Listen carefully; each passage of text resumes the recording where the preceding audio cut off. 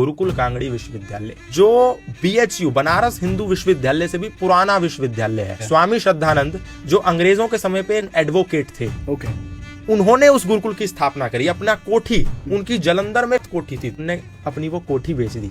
संकल्प ले लिया उन्होंने कि मैं जब तक गुरुकुल नहीं खोलूंगा तब तक अपने बच्चों का, अपनी पत्नी की शक्ल नहीं देखूंगा। और वो स्वामी श्रद्धानंद जो नास्तिक था, जो परमात्मा में विश्वास नहीं करता था, उनके पिताजी अंग्रेजों की सरकार में इंस्पेक्टर थे। तो स्वामी दयानंद का कोई भाषण हो रहा था, व्याख्यान, तो उनके पिता ने कहा कि बेटा एक सन्यासी आए हुए हैं, और उनके पिता उनकी सुरक्षा में तैनात थे क्योंकि इंस्पेक्टर थे। उन्होंने कहा अच्छा तो मैं क्या करूं, मैं तो परमात्मा में मानता नहीं। बोला नहीं आप नहीं मानते, कोई बात नहीं, चलो। तो कहा अच्छा चलो, पिताजी कह रहे तो चला गया। बेमन से पीछे जाके बैठ गया। लेकिन जब वो व्याख्यान उन्होंने सुना, उन्होंने कहा उसकी जिज्ञासा बढ़ी। वो जिज्ञासा भरी दृष्टि से सवाल करने लगा, पूछने लगा। और वो व्यक्ति जो दारू पीता था, मांस खाता था, नाना प्रकार के व्यसन उनमें थे, लेकिन उस सन्यासी तेजस्वी ने उनके विचारों को ऐसा परिवर्तित किया कि वो नास्तिक से आस्तिक हो गया और उस समाज का युग प्रवर्तक हो गया। लाखों लाख दलितों को सनातन धर्म में पुनः दीक्षित कर लिया। उनने एक अभियान छेड़ा जिसका नाम था शुद्धि आंदोलन, और उस शुद्धि आंदोलन से एक झटके में उस व्यक्ति ने लाखों लाख लोगों को सनातन धर्म में पुनः दीक्षित कर लिया। और लाखों लाख, लगभग 50 से ज्यादा उत्तराखंड के गांवों को उन्होंने परिवर्तित कर दिया। 50 से ज्यादा। अब उस व्यक्ति के साथ क्या हुआ, उस व्यक्ति को यही दिल्ली में गोली मार के हत्या कर दी गई, क्योंकि वो लोगों को गले लगा रहे थे, वो मसीहा थे। उन लोगों ने मार दिया जो लोग ये चाहते थे कि दलितों में और भारतीय सनातन धर्मियों में एक विभेद पैदा हुआ रहे, उन डिवाइड एंड रूल बना रहे। ये व्यक्ति तो लोगों को एक कर देगा। उस व्यक्ति के गुरुकुल में मैं पढ़ा। उस व्यक्ति ने गुरुकुल स्थापना करी जंगलों के बीच में। एक तरफ गंगा माँ की नदी बह रही है, दूसरी तरफ पहाड़ियां हैं, श्रृंखलाएं हैं, कंदराएं और गुफाएं हैं, बीच में गुरुकुल, जहाँ चीते भी हैं, शेर भी हैं, बघेरे भी हैं, नाना प्रकार के जंगली जानवर आक्रमण कर देते हैं। उस जगह पर रह करके उस व्यक्ति ने अपने विद्यार्थियों को निर्माण किया। अब जब गुरुकुल खोला तो बच्चों को पढ़ाए कौन? ठीक है, गुरुकुल में। आज आप किसी से कहो कि आपके बच्चे को गुरुकुल में पढ़ाना, no no no no, convent school is best, private school is best, public school is best, no gurukul. किसकी बात करें, हम बच्चों को पंडित बनाना है। उन्होंने सबसे पहले अपने दोनों पुत्रों को गुरुकुल में भर्ती किया, दोनों बच्चों को पहले गुरुकुल में भर्ती किया, अपनी पूरी संपत्ति बेच दी।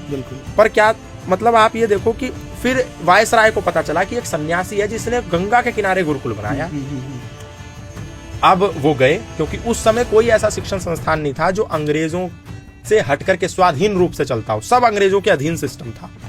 तो वो गए, बोले कि हम आपको ऐड देंगे, हम आपको पैसा देंगे, आप इसको और अच्छे से चलाओ, फंडिंग करेंगे हम आपको। आज तो फंडिंग किसी को मिल जाए तो कोई तुरंत बिकने को राजी है। 2 रुपए में लोग बिक जाते हैं। आज का वो कलयुग का दौर है। उन्होंने कहा मैं आपकी फंडिंग लेके क्या करूंगा? नहीं, ले लीजिए, बढ़िया से चलेगा आपका काम। बोले नहीं, मैं नहीं लूंगा। बोले क्यों नहीं लेंगे? बोले इसलिए नहीं लूंगा क्योंकि आपका ही पैसा लेके मैं अपने ब्रह्मचारियों को, अपने विद्यार्थियों को, अपने भारतीय युवाओं को आपके विरुद्ध लड़ने के लिए तैयार नहीं कर पाऊंगा, क्योंकि मेरा उद्देश्य तो आपको यहाँ से खदेड़ना है, आपको यहाँ से बाहर निकालना है, भारत में स्वराज की स्थापना करनी है।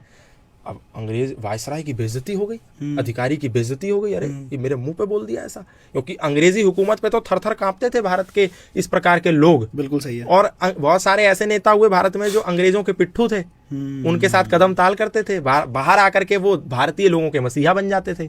लेकिन उस समय स्वामी श्रद्धानंद मुंह फट व्यक्ति, मुंह पे बोल दिया। फिर कोई अधिकारी को भेजा कि जाओ वहां जाकर के उनका गुरुकुल बंद कराओ और बोलो उखाड़ दो। हाँ, उखाड़ दो। तो गए एक अंग्रेज अधिकारी, बोले हमें सूचना मिली है आपके यहाँ बम बनाए जाते हैं गुरुकुलों में। स्वामी श्रद्धानंद ने कहा बिल्कुल सही सूचना मिली है, बम बनाए जाते हैं। अब अंग्रेज अधिकारी स्तब्ध, क्योंकि वो तो योजनावश आया था, कोई बम थोड़ी बनाए जाते थे, वो तो एक बहाना था। लेकिन स्वामी ने स्वीकार कर लिया, हाँ बम बनाए जाते हैं। उन्होंने कहा दिखाता हूँ चलो बम तुम्हें, और बम बनाने का फॉर्मूला भी दूंगा और बम भी दिखाऊंगा कैसे बम बनता है। तो ले गए और गुरुकुल की जो प्रांगण था, जो मैदान था, उसमें लेकर के गए और उनको दिखाया कि ये देखो, ये जो ब्रह्मचारी यहाँ कसरत कर रहे हैं, ये एक एक बम है और ये अंग्रेजी हुकूमत के सिर पे फटेगा, ये है वो बम। और उनको लाइट ऑफ ट्रुथ, जो महर्षि दयानंद, जिनका उन्होंने लेक्चर सुना था, जिसको सुनने के बाद वो नास्तिक से आस्तिक हो गए थे, उनका ग्रंथ दिया। बोला कि ये है वो, ये तुम भी पढ़ो, ये है कारखाना, ये कारखाना है। तो वो स्वामी श्रद्धानंद, आज उस व्यक्ति को कोई नहीं जानता, उनके साथ कितनी बड़ी नाइंसाफी हुई। स्वामी श्रद्धानंद ने अपना घर बेच दिया, परिवार बेच दिया। जब गुरुकुल कांगड़ी में वो थे तो उन्होंने सुन लिया, किसी व्यक्ति ने कहा कि अरे ये क्या स्वामी श्रद्धानंद, ये क्या गुरुकुल का प्रचार करता है, इनने अभी अपनी एक संपदा बचा के रखी है अपने बच्चों के लिए। इसके बच्चे तो सेफ है, इसने तो अपने बच्चों का इंतजाम कर रखा है और हमारे बच्चों को गुरुकुलों में पढ़ा रहा है। स्वामी जी ने ये सुन लिया। स्वामी जी ने अगले ही दिन सुबह एक कागज में लिख करके तैयार किया, अपने दोनों पुत्रों को बुलाया, बोला कि ये पढ़ लो, अगर तुम्हें इस पे आपत्ति तो नहीं है कहीं।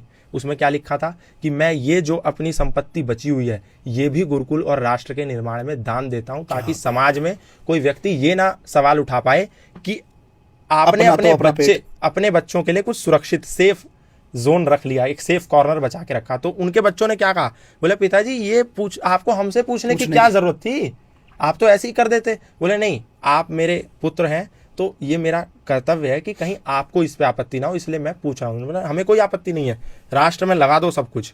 और लगा दिया, अपना सब कुछ तन मन धन सब समर्पित कर दिया समाज के लिए। लेकिन आज उस स्वामी श्रद्धानंद को कोई नहीं जानता, उस गुरुकुल कांगड़ी को कोई नहीं जानता।